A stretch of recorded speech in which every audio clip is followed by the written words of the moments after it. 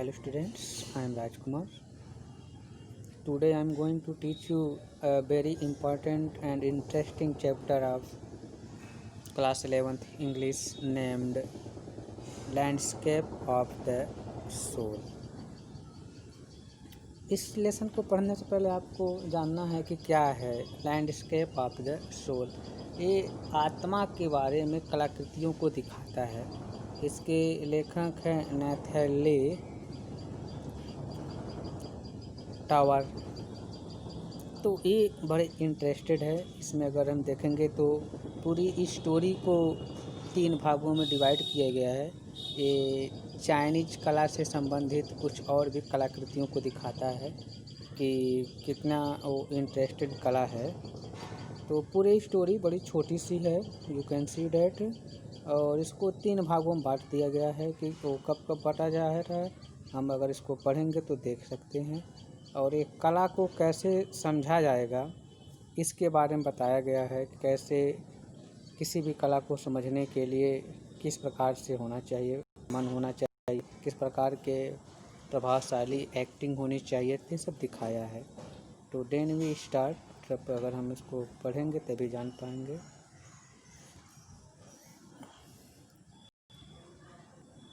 A wonderful old tale is told about the painter Wu दाओजी।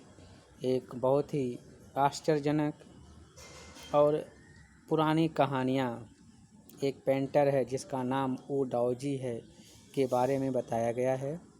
कहानी बड़ी interested है, थोड़ा सा देखेंगे। Who lived in the 18th century. Wu Daozi जो 18वीं शताब्दी में रहता था उसके बारे में कहानी है। His last painting was a landscape commissioned by the Tang Emperor Zhuangzong to decorate a palace wall। उनकी अंतिम जो पेंटिंग थी वो एक लैंडस्केप थी जो कमीशन की गई थी वहाँ के सम्राट। टैंग एक स्थान है चीन का, वहाँ के सम्राट जो जोंग थे उनको प्रदान किया गया था। क्या करने के लिए? To decorate a palace wall. तो उस महल की जो दीवार थी उसको सजाने के लिए कहा गया था। The master had hidden his work behind a screen. और उसका जो मालिक था, जो कलाकार था, वो एक स्क्रीन के पीछे अपने कार्य को छिपाया हुआ था। अर्थात जो पेंटिंग किया हुआ था उसको एक स्क्रीन के पीछे छिपा करके रखा था। So only the emperor would see it. इसलिए छिपा कर रखा था तो केवल उसको एम्परर ही, सम्राट जो था वही इसको देख सकता था और कोई नहीं देख सकता था। For a long while the emperor admired the wonderful scene. एक लंबे समय तक सम्राट उस आश्चर्यजनक सीन की प्रशंसा करता था। वो सीन कौन से थे? डिस्कवरिंग फॉरेस्ट, खोज करते हुए जंगल, हाई माउंटेन्स, ऊंचे पर्वत, वाटरफॉल्स, पानी गिरते हुए झरने, clouds floating in an immense sky, अनंत आकाश में उड़ते हुए बादल, मेन ऑन हिली पथ्स, मनुष्य, बहुत से मनुष्य उस पहाड़ियों के रास्ते से जाते हुए, बर्ड्स इन फ्लाइट्स, उड़ते हुए चिड़ियों का ये सब चित्र था। Look sir, said the painter. Painter ने कहा, श्रीमान जी देखिए, इन दिस केव, इस केव में देखिए, गुफा में देखिए। At the foot of the mountain dwells a spirit. कहते हैं देखिए इस पर्वत के नीचे या पैरों पर अर्थात नीचे एक आत्मा निवास करती है। पेंटर इस तरीके से कहा। The painter clapped his hands. Painter ने अपने हाथ की ताली को बजाया। And entrance to the cave opened. और जो गुफा था वो तो उसका जो द्वार था वो खुल गया। The inside is splendid beyond anything words can convey. इसके अंदर इतना शानदार चीज़ था जिसको किसी भी शब्दों में व्यक्त नहीं किया जा सकता है। Please let me show your majesty the way the painter enter the cave. Please let me show your majesty the way. कृपया मुझे महाराज इसका रास्ता दिखाने दीजिए। The painter enter the cave. ये कह कर के पेंटर ने उस गुफे के अंदर प्रवेश किया।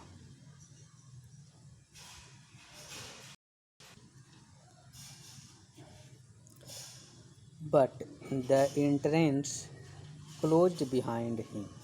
लेकिन जैसे ही वो अंदर गया उसका जो दरवाज़ा था वो बंद हो गया। And before the astonished emperor could move और अतर अ वर्ड। और इसके पहले कि वो आश्चर्यजनक जो सम्राट था अर्थात सम्राट जो है ये देख करके जैसे ही वो गया और जो एंट्रेंस दरवाज़ा था वो बंद हो गया तो इससे और आश्चर्य हो गया।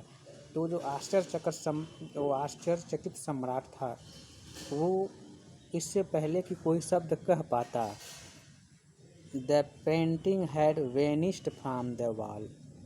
तो वह पेंटिंग भी उस दीवार से गायब हो गई। नॉट अ ट्रेस ऑफ ऊ जौरी ब्रश वाज लेफ्ट। तो ऊ दाऊजी का एक ब्रश भी नहीं बचा, सब उसके साथ गायब हो गया। And the artist was never seen again in this world. और जो आर्टिस्ट इस दुनिया में फिर दोबारा नहीं देखा गया। तो इस कहानी का पहला पार्ट ये था जो क्या था, संबंधित था ऊ दाऊजी के कलाकारी से संबंधित था। ये पहला पार्ट था। अब दूसरा पार्ट देखते हैं।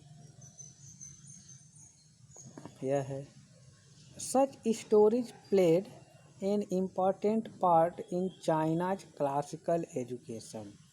तो इस तरीके से जो कहानियाँ हैं वह है चाइना के जो क्लासिकल शिक्षा है अर्थात जो प्राचीन शिक्षा है तो उसमें वे महत्वपूर्ण रोल निभाती हैं। ऐसी कहानियाँ रहती हैं। The books of Confucius and Zhuangzi are full of them. तो जो राइटर हैं ये दो कन्फ्यूशियस एंड जुआंग जी, ये दोनों राइटर हैं। तो कन्फ्यूशियस एंड जुआंग जी की जो कहानियाँ हैं किताबें हैं ये इन सब चीज़ों से भरी हुई हैं, ऐसी कहानियों से। They helped the master to guide his disciple in the right direction. वो इस तरीके से अपने शिष्यों को एक अच्छे दिशा में ले जाने में मददगार करते हैं। या ये जो किताबें होती हैं इस किताबों के माध्यम से जो गुरु होते हैं अपने शिष्यों को सही दिशा में ले जाते हैं। Beyond the anecdote they are deeply revealing of the spirit in. मतलब ये किस्से के परे हैं। एनोकडेट होता है जो कहानी और किस्से, जैसे नाम ही होता है कि कहानी अर्थात जो कही गई हो वो that is not related to the fact but only to safe for entertainment होता है। तो बियॉन्ड द एनोकडेट उस किस्सों के परे they are deeply revealing the spirit. तो वो उस आत्मा को बहुत गहरे तरीके से प्रकट करते हैं। इन विच आर्ट वाज कंसीडर। जिस भी कला को बारे में वो बात करते हैं तो उसमें वे अपने आत्मा को मन को पूरे गहनता से प्रकट करते हैं। अर्थात जितनी गहनता से कोई राइटर उसको लिखता है, कोई कलाकार बनाता है, उतनी गहनता से मन लगा करके उसको प्रस्तुत करते हैं। Contrast this story. इस कहानी का कंट्रास्ट ये है, विरोध यह है, इसका विरोधाभास यह है। और another famous one about a painter. दूसरा प्रसिद्ध कहानी एक है एक पेंटर की। Who would not draw the eye of a dragon he had painted. वो पेंटर जिन्होंने एक ड्रैगन को पेंट किया था, लेकिन उस ड्रैगन के पेंटिंग में से उसकी आँखों को बनाया नहीं था। For fear it would fly out of the painting. उसका ये भय था कि यह ड्रैगन जब आँख बना देगा तो पेंटिंग से उड़ करके बाहर आ जाएगा। With an old story from my native Flanders. मेरे जो नेटिव थे, फ्लैंडर्स नाम था उसका, डॉक्टर कह रहे हैं कि उनसे एक पुरानी कहानी से मुझे एक सीख मिलती है डैट की I find most representative of western painting. मैं पश्चिमी पेंटिंग के से बहुत अधिक रिप्रेजेंटेटिव्स अर्थात प्रतिनिधित्व को पाया हूँ। Next,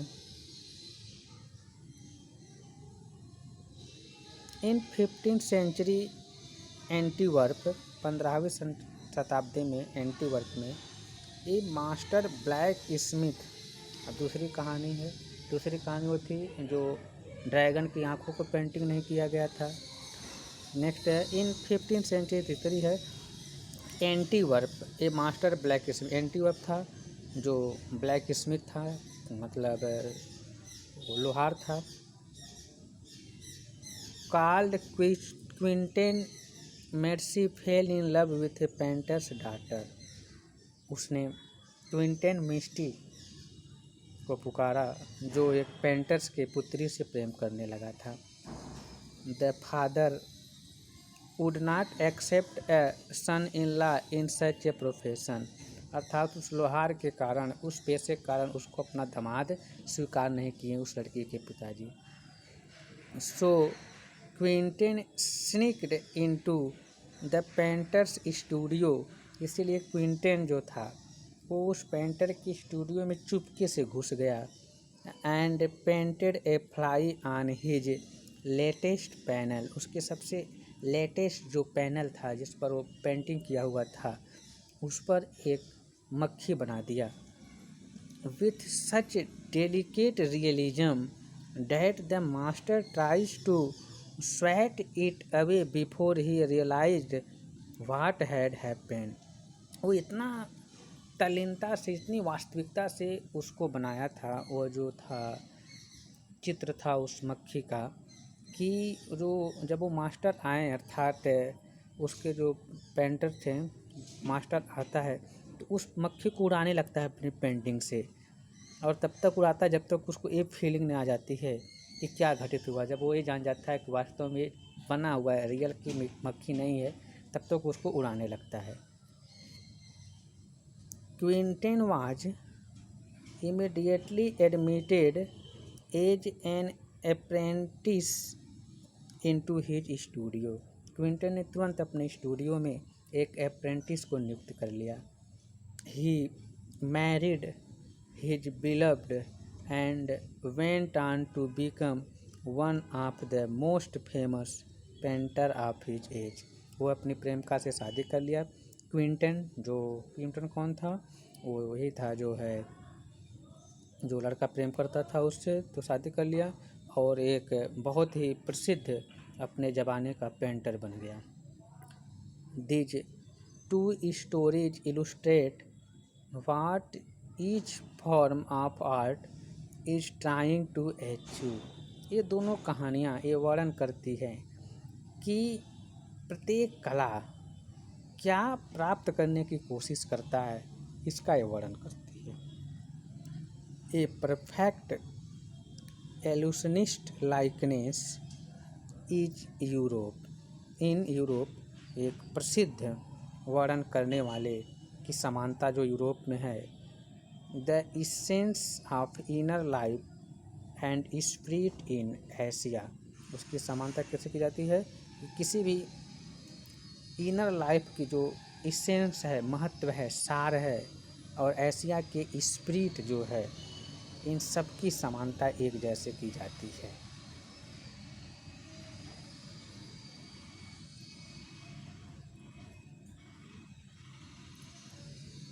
In the Chinese story, the emperor commissioned a painting and appreciates its outer appearance. China की कहानियों में सम्राट एक पेंटिंग को कमीशंस करता है and appreciates it's outer appearance, और उसके बाहरी जो दिख रहा था उसकी चीज़ों की प्रशंसा करता है. But the artist reveals to him the true meaning of his work. लेकिन जो कलाकार था वो अपने कार्य की जो सच्ची अर्थ है उसको वो दिखाता है, प्रकट करता था. अर्थात उसको जो बाहर दिखता था वो नहीं, उस कला में जो अंदर है उसको बनाने का क्या उद्देश्य है उसको दिखाता है.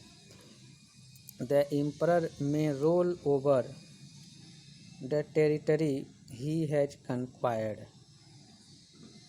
Emperor may rule over the territory he has conquered. तो एम्परर उस क्षेत्र में शासन करता था जिसको वह जीत चुका था. But only the artist know the way with in. लेकिन उसके अंदर क्या तरीका था वो केवल आर्टिस्ट ही जानता था.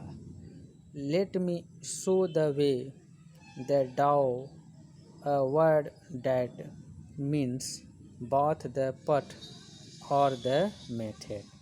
तो कह रहा है कि मुझे रास्ता दिखाने दीजिए आपको. रास्ता कौन सा? द डाओ रास्ता है. तो डाओ का मतलब होता है कि जिसका अर्थ होता है कि रास्ता और दोनों अथवा तरीका. डाओ मीन्स होता है रास्ता अथवा तरीका. ये इसमें पहले ही बता दिया गया है. And the mysterious work of the universe. और वो ब्रह्मांड के रहस्यमयी कार्य, तरीका और रास्ता उस डाव का अर्थ होता है.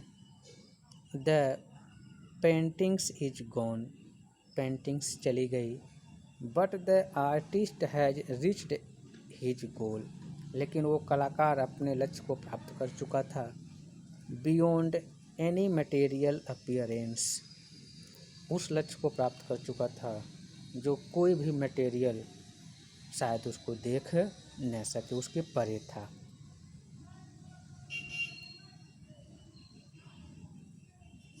तो इसके आगे हम अगले वीडियो में डिस्कस करेंगे. Have nice day. Best of luck.